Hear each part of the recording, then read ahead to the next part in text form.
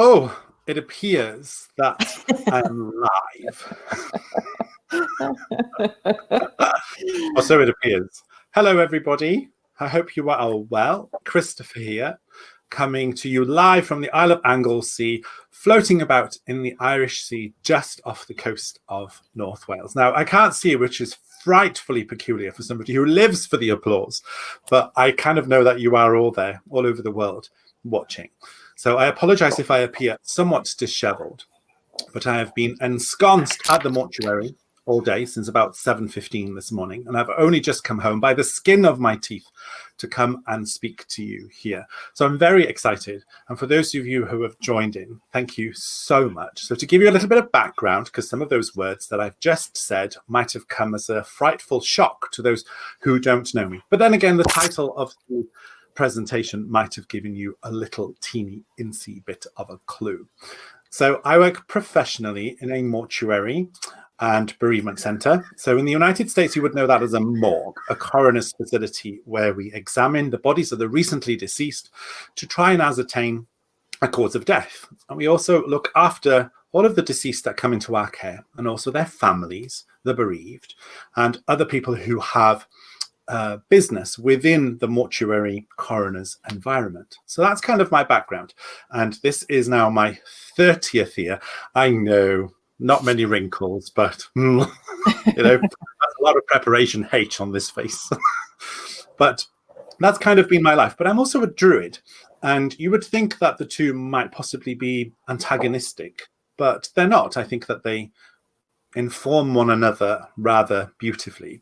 So I've also written extensively about death, dying and bereavement and mortality salience in my book, which was previously called The Journey into Spirit, and Llewellyn are re-releasing it this autumn, and it will be retitled as The Last Leaf Falls. So the way that we deal with death in general, now we have an anthropological term that we bunch in all of the things that are associated with death, dying and bereavement into one anthropological term, which is mortuary rituals and practices. So even the secular component of the work that I do still comes under that anthropological title of mortuary ritual and practice, being the practice side of it. Now, the manner in which people deal with the dead will tell you an awful lot about that particular society that one might be looking at either on the computer or on TV or in articles through any form of microscope. You can tell an awful lot about a society just by the manner that they deal with the dead. You see, mortuary ritual and practice is completely interwoven into our societies and speaks huge volumes about us as a people. And it's peculiar in that what do we share on your side of the Atlantic if you're in the United States, or in the Southern Hemisphere in Oceania, Australia, or here in Northern Europe? So much of our current mortuary rituals and practices have come about because of the pioneering efforts of one individual, and that was Queen Victoria, the mourning queen, who spent 40 years in mourning. 40 years! And it dictated so much of our mortuary rituals and practices within, and that's only in the last couple of 100 years. But it's peculiar because there's so much complexity in mortuary rituals and practices, from the way that hearses are black and the way that funeral directors dress. A lot of that comes from Victorian Britain and Victorian United States and its influences. But there's so much about mortuary ritual and practices that tell us so much about different peoples from different times. Now, the problem with that is, if you look at somewhere like Egypt, all of the mortuary temples that line the west side of the Nile banks can tell us so much about a peoples who are invested in mortuary rituals. They cared for their dead. They had these enormous temples. But what they don't do is they don't necessarily always tell us the liturgical functionality of those particular buildings. And there's a perplexity in that. So if you imagine, just hypothetically, that something catastrophic happens to our planet, most of our civilization is wiped out, and tens of thousands of years go by and everything is covered by tons and tons of soil, and somebody is planting potatoes in a field, and they accidentally fall through a hole and they land in a Christian church. So they don't know what a Christian church is. They've never seen one for tens of thousands of years. And they find themselves within it. Now, I wonder what they would assume about the possible liturgical functions of that particular building. Well, they'd see that there was a man and he's nailed to a cross. So they might assume that there's some form of sacrifice or some form of death cult involved, and also the orientation of the church. Usually, especially in the United Kingdom, they're orientated east to west. And they might assume that they worshipped the sun or they revered the sun by the way that the building is aligned. Now, we know that those assumptions would be completely incorrect with our knowledge of current Christianity. So all of these things like Stonehenge and West Kennet Longbarrow and Bryn Celli here on the island of Anglesey, whilst they're mementos to some form of ancestral veneration or mortuary rituals and practices, we don't necessarily understand and know the nuts and bolts that governed the people who built these places. But what we do know is that they spent an enormous amount of time. They invested so much time in building monuments to the dead. And we still do today in cemeteries and in the way that we liturgicize and ritualize mortuary rituals and practices. But in today's society, now I don't know if anybody who have ever read the works of Ernest Becker. Now, if you've never heard of him, do look him up. He wrote a fascinating book, and I think it was in the 1970s, called The Denial of Death. And it's a fascinating anthropological and psychological examination of the way that death is dealt with and treated, and the relationship that we have with death is examined at some length within that book, and it's fascinating, and I'd recommend anybody to read it. You see, the problem with the denial of death, as Ernest Becker would refer to in his book, is that scientific capabilities have essentially turned dying in the 20th and 21st centuries into medical experiences, while simultaneously science and medicine have accepted the sanctity and sacredness of birth, and yet to a large extent, especially in the secular world, and I see this every day, I would say that 95% of the people that I deal with have a very detached relationship to death and also to mortuary rituals and practices. It's not something that they talk about. And those who are free in their expressions and the way that they articulate relationships and connection to death, they're a very small percentage, although I'm pleased to say that that percentage is growing with the rise of death cafes, death salons, people starting to talk and have dialogues and conversations about death and dying. But see, in antiquity, the dying and also the dead, they were always cared for by religious orders or spiritual orders, if you like. It was the realm of those who walked between the worlds. And of course, medicine, as we know about medicine today, is relatively new in the grand scheme of things. But the medicalization of death, and especially of grief, profoundly impacts all of us in the Western world, especially now in the 21st century. And the problem is that existential issues, you see, death will always address the big questions, and the big questions bring in issues of existentialism and of the spirit, but that is not the domain of medicine. We have created, if you like, invariably, and also by giving the process of death and dying over to medicine, we've created institutions where the indignities of death can occur without offending the sensibilities of the living. And I see that every day very viscerally. I see it quite viscerally. And it's a peculiar thing to perceive. And all of this is tied into what anthropology would refer to as mortality salience paradigm. And essentially, the mortality salience paradigm is an existential crisis and also a basic anxiety that runs through all of humanity. And the basic anxiety arises from the knowledge and the fact that we are all going to die. And that sounds really depressing, doesn't it? I might need a mouthful of gin just to offset that. But please don't judge me. I have been in the morgue since 7:15 this morning. We've seen that I exist now, but I'm able to think abstractly. And I know that one day I will die. We're born, we live, and we die. We don't come with a handbook. We have to find a handbook and then write our own words within that handbook. And this peculiar, magical, wondrous state that we all find ourselves in, life, life, a terminal sexually transmitted infection that doesn't really know exactly how to deal with, but it's bloody good fun discovering how to deal with life. And of course, death comes into that. It ties into that. So we don't have a handbook. So all of the anxieties that we may feel surrounding death, now they're buffered. And the thing that buffers the mortality salience paradigm is our worldview and the manner by which we connect and develop relationships with other people, whether they're through beliefs, through spirituality, through religions, through sharing worldviews and developing and creating dialogues and conversations and ideologies and theologies about potentially what happens to us when we die. Those are those huge, big questions that medicine will usually invariably scratch its head at. Now, that's not to say that there are not people within medicine who aren't trained, well-versed and knowledgeable within the fields of existentialism. And of course they are. They might work in hospices. They might be hospices. I'm not entirely sure that's a word. Forgive me, I'm Welsh. But doctors, physicians who work in palliative care, so much has moved wondrously in the last couple of decades, but yet there's still so much work to do. Now, the mortality salience paradigm is a peculiar paradox in that there is no answer. There's no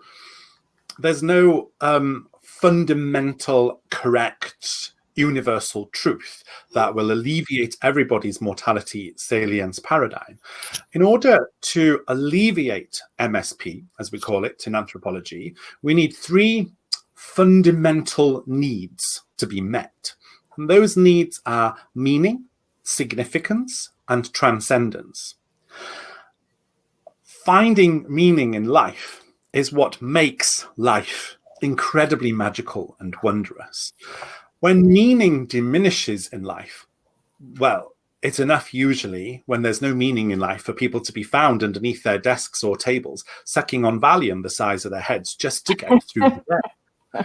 And that's not to say that there are, and we've probably all encountered people who have lost meaning in their lives. I see that daily, and it pains me daily. We deal with people who have committed suicide. The ultimate, perhaps, motion and action in response to the decline of meaning. And when meaning is diminished, we may suffer other bio and chemical reactions within our nervous systems. And one of those is depression. Now, that's not to say that depression doesn't have other chemical underpinnings, because it certainly does.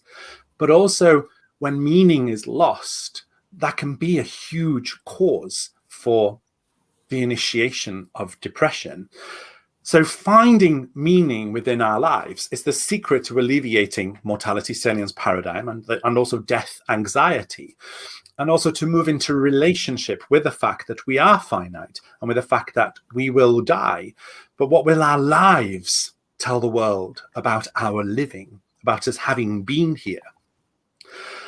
But of course, we're also caught up in what other people want us to do, obligations and responsibilities. And also we may find that we toe the line or we conform to what other people's meaning is in their own lives, rather than finding our meaning. And that can be a really frightfully difficult task, because we're told to strive through school, to get through school, and then you'll get there. And that'll be university or college, and strive through that and you'll get that lovely job, and then you'll get that lovely house, and then you'll get that lovely car, and strive and work and work and work, and you'll get there, and then you die. And you're like, oh shit, and now I'm dead. Now what do I do? And we all buy into that particular kind of illusion that there is something coming, that there's something that will imbibe and give meaning. But those things don't necessarily provide meaning that is significant and enables us to transcend. Instead, it just provide tiny little nuggets of satisfaction. So often when people shine too brightly, people might want them to dim their lights. And I say to you, never, never dim your light. Ever. Don't ever dim your light for anybody. Shine, because that's the purpose that you are here. That's the reason that your eyes are windows through which the universe experiences itself. How can you not shine? And if anybody tells you or asks you, dim your light, don't shine so brightly, you tell them to go and get a pair of shades and put those on. But you aren't dimming your light for anybody, because that's our job, is to shine.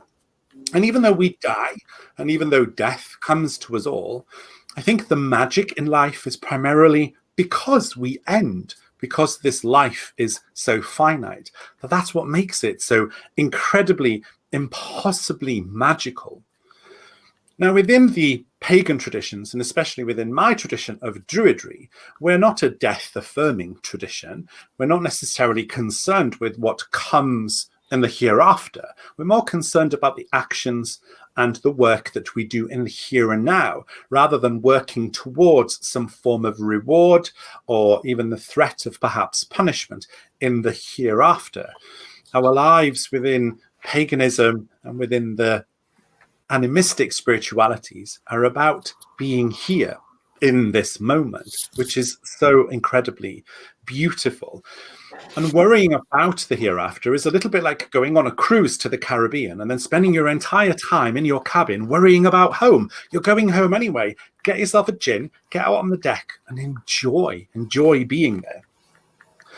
And I find that within the Celtic tradition, within Druidry, we have a prophet, and the prophet's name is Taliesin, an ungendered prophet, the chief bard of the people of Wales, the people of Britain. And in one of the works of Taliesin, there is this quote, and I shall say it to you in Welsh first, and then I'll translate it into English. A wyddost be wyt ti pam rwyt ti yn cysgu, a rwyt ti yn gorff neu ysbryd neu ganwit argal.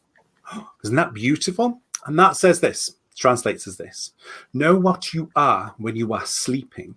Are you a body or a spirit or an occult radiance? And Taliesin speaks of almost the little death, the mini death that happens to us every day when we go to sleep.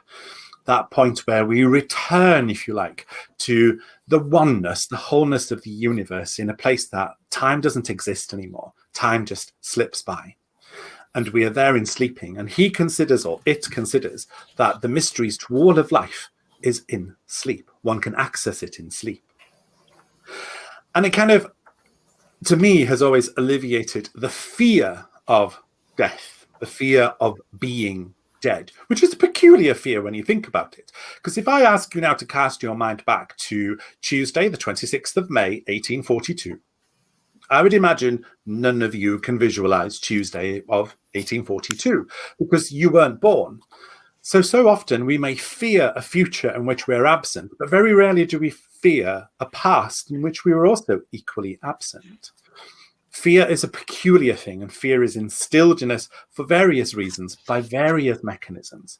So I ask that you never fear death, because it comes to us all. It's what we all have in common. But what is left behind is grief. And grief is peculiar. For essentially the function of grief is emotional relocation. The tool of sadness is to accommodate feelings of loss. And of course, the price of love is the pain of loss. And emotional relocation is peculiar, especially today within the current crisis of COVID-19 and the pandemic. And I see this every day in my professional capacity as well, that something is missing, something is broken, something has been removed from our everyday lives that we had grown so accustomed to, yet not necessarily always able to articulate. And we find that in today's COVID-19 conditions, that people are in sufferance of something that we have not seen before, especially those of us who weren't here during the Second World War, who saw something equally as peculiar and as disruptive. And the thing that's missing is ritual. You see, all of the mortuary rituals and practices that we have in place today enable us to emotionally relocate, to say farewell, to say goodbye to those that we love. And those have now been fractured. And they've been fractured because of the pandemic. And we now have to find new rituals to enable people to, because basically at the moment in the United Kingdom, if somebody dies, they die essentially alone. If they've got COVID-19, they're dead alone. Nobody can see the body. And when the funeral happens, only 10 people can attend the funeral currently in Wales with the current government rules. Now, that is causing untold damage to people's internal constitution. And it's because the ritual itself is fractured. And if you think of the power of ritual, and I'm assuming that I'm speaking primarily to people who have some magical experience or who have an interest in paganism or druidry or other magical traditions, and that ritual is an essential part of that particular practice. But we also forget, perhaps, especially in the secular world, that ritual is also interwoven into secularity, especially into death and dying rituals that give a sense of meaning to the power of loss, to the function of loss. So ritual in itself is the interfacing of the internal world with the external world. Now, ritual doesn't necessarily have an immediate and apparent effect on the outside external world.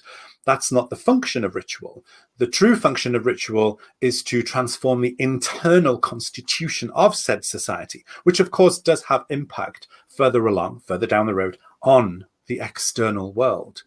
And there's so much power in that, and that your own internal constitution can be affected by ritual. So during COVID-19, we have to find new rituals to enable people to emotionally relocate, to find a manner and a method of emotionally relocating. Because you see, death appears to be the very thing that destroys meaning in our lives. But yet I believe that it's also the very source of our creativity. We do live on forever. We live on forever through our creativity, regardless of what we all might think or do not think happens to us after we die. We are all in this together, and we're immortalized through our creativity. Now, in the grand scheme of the universal clock, the great universal clock, you have a picosecond in time to make a difference, to really make a difference in this world, to shine and be the brightest aspect of yourself than you can possibly be. And the universe gave you that body that you are now sitting in, watching me babble on a computer. The universe gave you that body. Love that body. Love it and decorate it and be as fabulous as you can, because one day it will end. And with that ending, what will that ending say about your living? So open channels of dialogue, open rivers of communication between your order members, your grove members, your coven members, your tradition communities, your friends and your families. Open those channels to discuss what you think happens to you when you die. What do your traditions teach you happen to you when you die?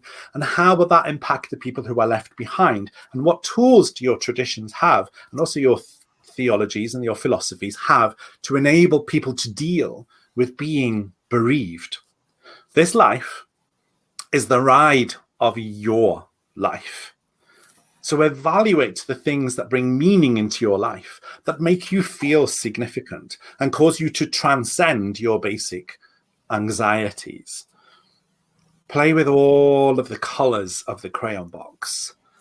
Play with them all, because too soon, too quickly, it's all over.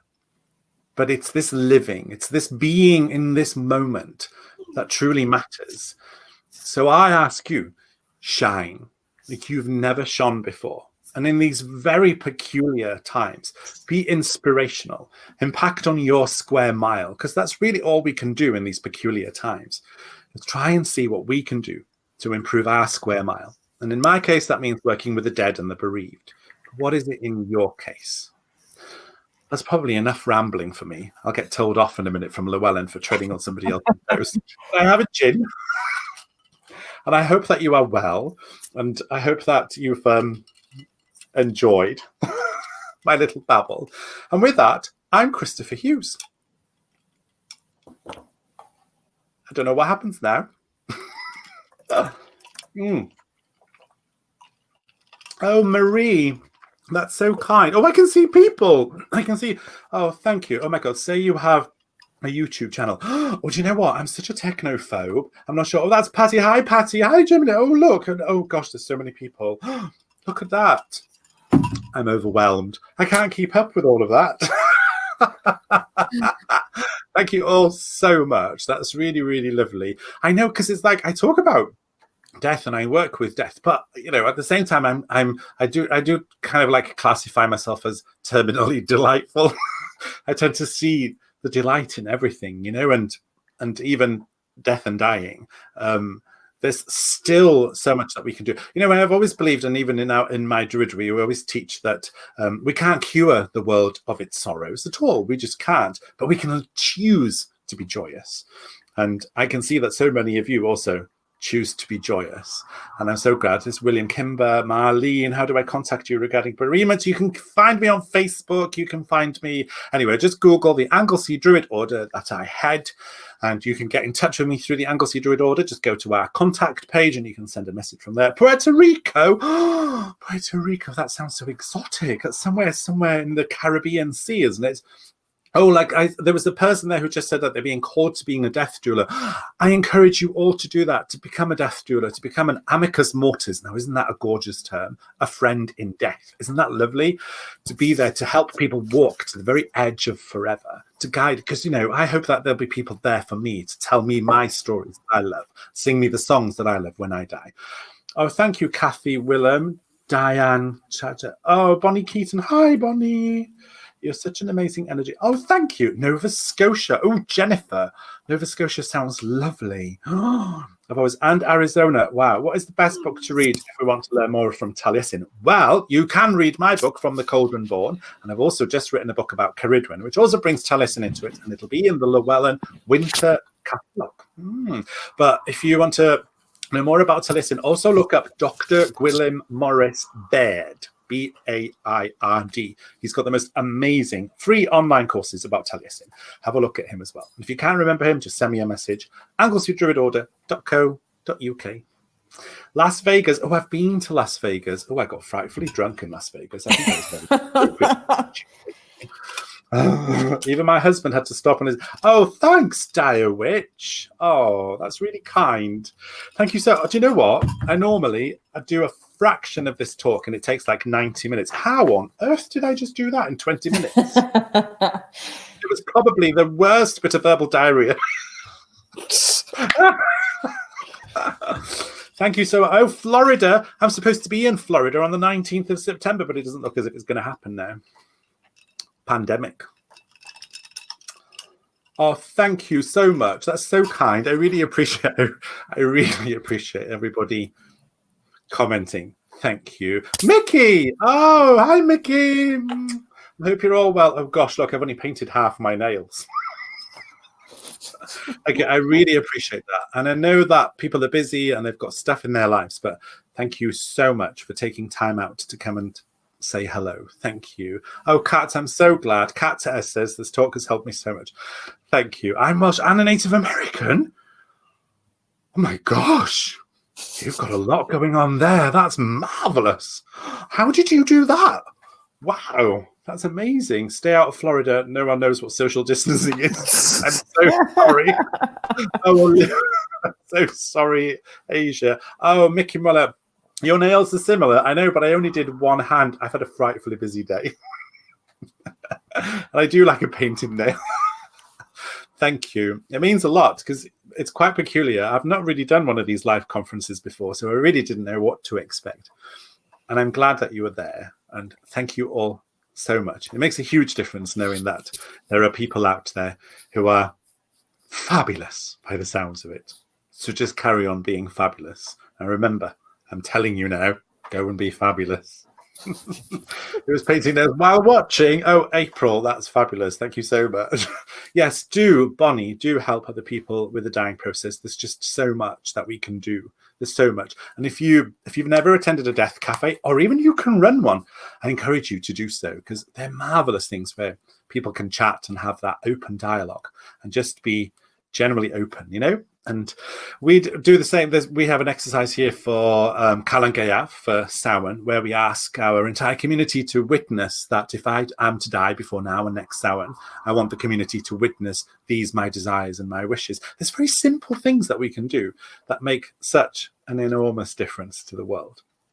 So, and it seems that you are a bright light with love from Boston. I've been to Boston as well. I've never been to Oklahoma. Oh, I was supposed to be, where was I supposed to be? I was supposed to be in New Orleans this August and up with the Temple of Witchcraft in New Hampshire doing presentations, but it's all been cancelled because of COVID-19. But I have to stay here. and help the dead and help the bereaved. So, you know, there's things that we have to do and carry on doing. And have a gin, Summer. Can't wait to see your future talks. Thank you so much. That's really, really, really lovely of you all. I do come to the United States fairly frequently. I've been to PantheaCon a bunch of times and other things throughout the US. And the Paganicon in Minneapolis, that was marvelous. We had such a lovely time. I went with my fabulous friends, Dave the Bard and his wife, Kerry Lee. We had the most gorgeous time. And Llewellyn were there. Oh, and it was lovely, lovely. Yes. So my new Llewellyn book, As the Last Leaf Falls, it's not new, actually. It's just been retitled and recovered. So I hope you all enjoy it. Thank you, Rachel from Montana. That's really lovely. I can't read them all. They're all going too fast. Come to Cleveland, Ohio. Oh, I was in Ohio last year for Pagan Spirit Gathering with Selena Fox, and it was marvelous. It was really good. Met you in the mud last year at PSG. That's really lovely. Kathleen Campbell from Georgia. You've helped me address family on this issues. I'm so sorry I only had half an hour. I only had 30 minutes. There's so much more I wanted to touch on and discuss, but I hope that it's given you just a little taste of my life in death and also of the power that we do have, even when we feel so utterly disempowered. Thank you so much. Yes, it is Lark. It's the same as the Journey into Spirit. They've just retitled it and recovered it. So, but I do have another idea for something that expands on that, especially after the whole COVID-19 thing. So things have changed dramatically in, you know, my relationship with death as well. And after 30 years, I didn't think that was even possible, but it has. Cheryl from Llewellyn. Cheryl. Oh, Cheryl is the friendly face that everybody sees when they walk into the Llewellyn offices in Minnesota. Hi, Cheryl. Haven't seen you in ages. I hope you're well. Thank you so much for... Oh, there's another Kristoffer. Hi, Kristoffer. Hi. Thank you. You've been all so kind. Thank you so much. It's been absolutely delightful. I'm just waiting for somebody to throw me off, but they don't seem to be throwing me off. So if they don't throw me off, I'll just continue to blab. So I know that to most of you, it's 10 to 7 in the evening here on the island of Anglesey, the last stronghold of the British Druids. And I live here with my partner and our little cat, Lily. She's not been well of late. She had cystitis, dreadful calamity. But she's a little bit better now after some antibiotics. Oh, perhaps one more question and then we should wrap up. Oh, that's Llewellyn. That was Llewellyn. Oh, the big boss. Waves from Vermont. Cheryl rocks. I've just had really nice comments, Llewellyn. Not necessarily a lot of questions, but then I might have missed them because they went by, didn't they? Wow, those questions went up with haste. It was. Oh, thanks, Shawnee Water Dragon. Is that correct? Thank you. Thank you. Salem, Massachusetts. Maria, I've been to Salem a bunch of times. I love Salem, Massachusetts. It's lovely. Send out a recommended reading list. Oh, I can do that. Oh, gosh, you know what? I've got them all beside me here. There's definitely check out Ernest Becker, but there's another book that I really, really want everybody to check out, and it's called The Other Side of Sadness. Have a look at that. Google that. Find it on Amazon or the usual places where books are sold. And any other online webinars? Yes, apparently I do have something with the Shamanic Summit. I'm not entirely sure when it goes out. It's being recorded tomorrow. And but I shall put some links up on my Facebook page. I haven't been on Facebook an awful lot during the pandemic. I found that I've been quite exhausted most days after coming home from work. And sometimes the whole background noise from Facebook can sometimes be quite distracting and also disarming. So I've been avoiding social media, and I apologize to all the people who might enjoy my funny little posts. I do apologize for that, but I find that currently at the moment I'm just fully ensconced in what's happening in the pandemic, and hopefully that will ease off as time goes by. But yes, The Other Side of Sadness. Yes, it's a really, really, really amazing book to read. It goes a little fast to get a question in, but giving me a lot to think about. Oh, thank you. Thank you so much. That's really kind of you. Take care of you. Thanks, Cynthia. Thank you. I appreciate that very much. Start vlogging more instead. Oh, Kat, I'd love to, but I'm such a klutz when it comes to computers.